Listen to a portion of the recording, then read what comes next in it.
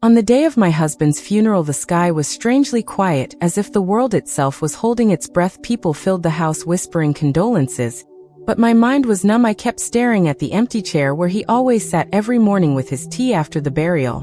When everyone had left, and I finally sat alone with my grief, my phone rang. It was my husband's boss, his voice urgent and shaken. He said, "You need to see this." I didn't understand what could possibly matter on a day like this, but something in his tone made my heartbeat shift. He asked me to come to the office immediately. I hesitated, but then I went.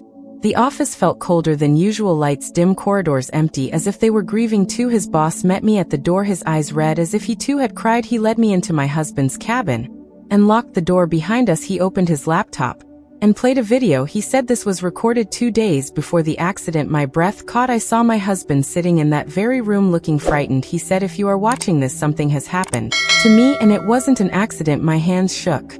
Tears blurred my vision. He continued, saying that he discovered something illegal happening in the company, and someone powerful wanted to silence him. He mentioned a name, but the audio glitched at that moment, as if someone had tampered with it. He begged that if anything happened, I should trust only one person, his boss.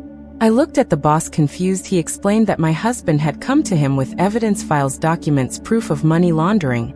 But before they could take action, my husband was gone. He told me my husband didn't just die, he was killed because he refused to stay silent, and the person behind it all was someone close, someone we both knew, a family friend who often visited our home, the one who stood at the funeral earlier crying and hugging me tightly. My stomach twisted in fear and disbelief. Memories flashed. Every meeting, every conversation suddenly felt different now.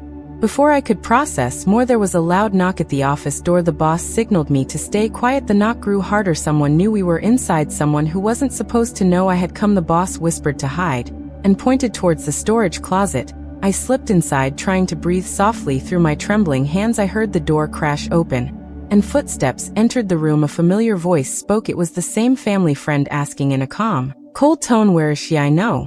She's here." The boss tried to act normal, pretending he was alone, but the man didn't believe him. I heard a struggle, heavy breathing, then a thud. The boss groaned in pain. My heartbeat hammered against my chest.